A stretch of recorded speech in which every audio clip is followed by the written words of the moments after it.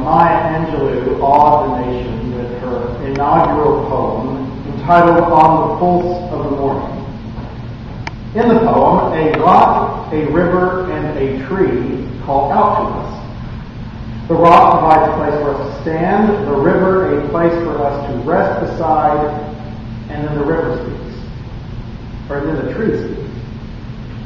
They hear the first and last of every tree speaks to humankind today. Come to me here beside the river. Plant yourself beside the river. Each of you, descendant of some passed-on traveler, has been paid for. You who gave me my first name, you Pawnee, Apache, Seneca, you Cherokee nation who rested with me, then forced on bloody feet, left me to the employment of other seekers, desperate for gain, starving for gold. You, the Turk, the Arab, the Swede, the German, the Eskimo, the Scot, you, the Ashanti, the Yoruba, the Kru, bought, sold, stolen, arriving on a nightmare, praying for a dream. Here, root yourselves beside me. I am that tree planted by the river. I shall not be moved. Healing for our history of racial and ethnic divisions in the image of a tree planted beside the waters. The psalmist would be proud. Some ancient Hebrew poet celebrated the Torah by composing this first psalm, which introduces the major things that will run throughout the hymn collection. Happy are those who do not follow the advice of the wicked. Happy are those who delight in the law of the Lord. They are like trees planted by streams of water, which yield their fruit in its season, and their leaves do not wither. In all that they do, they prosper. Well, this original Hebrew poet had a rather clear-cut view of the human religious experience. Obedience to the law of God would result in happiness. Disobedience would result in a chaotic and tragic life. Well, we know that the religious life is a little more complex than that. We know that sometimes good people suffer, and sometimes the evil prosper. And the truth is that the rest of the hymn book, the Psalms, grasp that. But despite its simple, straightforward faith, Psalm 1 does express a deep hope and longing that following the path of righteousness and justice will bring us happiness and blessing. Well, the prophet Jeremiah used similar image to describe the life of the faithful. In Jeremiah, there's not an emphasis on this obedience to Torah. For him, it's a matter of where one places one's faith, in other human beings or in God. Here's what he does. Cursed are those who trust in mere mortals and make their flesh their strength, whose hearts turn away from the Lord. They shall be like a shrub in the desert, and they shall not see when relief comes. They shall live in the parched places of the wilderness, in an uninhabited salt land. But blessed are those who trust in the Lord, whose trust is the Lord. They shall be like a tree planted by the water, sending out its roots by the stream. It shall not fear when the heat comes, and its leaves shall stay green. In the year of the drought it is not anxious, and it does not cease to bear fruit. Where the Psalms expressed a hope and longing that by following the right path we would prosper, Jeremiah has a hope that having faith in God will result in the strength to endure. He understands that the heat will come, that there will be droughts, but that our faith in God gives us the ability to withstand the drought and not to fear.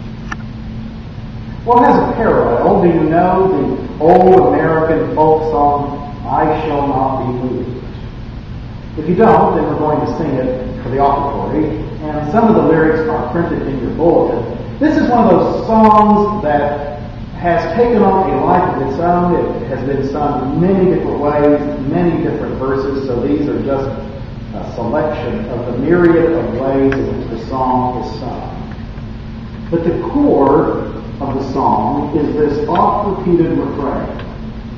I shall not be moved. I shall not be moved. Just like the tree that's planted by the water, I shall not be moved. The song seems to have originated as a spiritual sung by African American slaves. In the 1930s, it became an anthem of the labor movement. In the 1960s, an anthem of the civil rights movement. His most famous recordings are by Elvis Presley and Johnny Cash. Like Jeremiah, this image of the tree beside the water is used to express a message of hope and faith that we will endure despite the trials of life.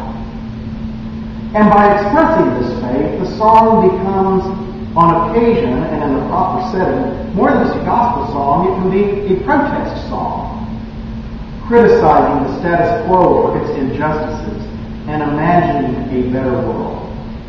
There is nothing that you, the powers that be, can do to me, that no matter what you do to me, I shall not be moved, and we shall not be moved, and because we are not moved, the world will one day be a better place.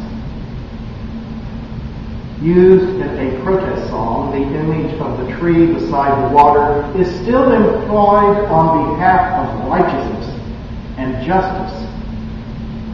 But now it is a whole lot more than just about our own obedience, and much more about the righteousness and justice of society.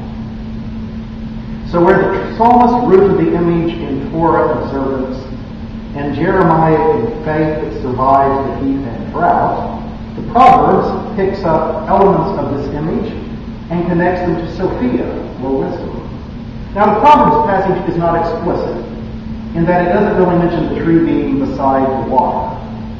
But the connection between the passages is drawn by St. Jerome in his commentary on Psalm 1. Jerome himself then goes on to explore the connections between Sophia and Christ, and to then interpret Psalm 1 as happiness resulting from being rooted in Jesus.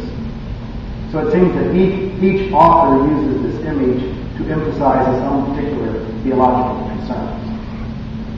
So borrowing this image of the tree to explore happiness that results from right living, the Proverbs connects the image to the divine feminine.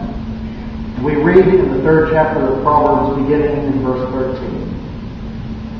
Happy are those who find wisdom, and those who get understanding. For her income is better than silver, and her revenue better than gold. She is more precious than jewels, and nothing you desire to compare with her. Long life is in her right hand. In her left hand are riches and honor.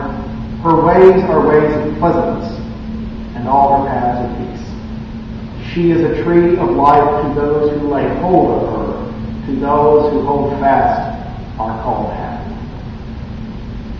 And notice that there's a subtle change in the image. This time, Sophia is the tree, and we hold tight to her.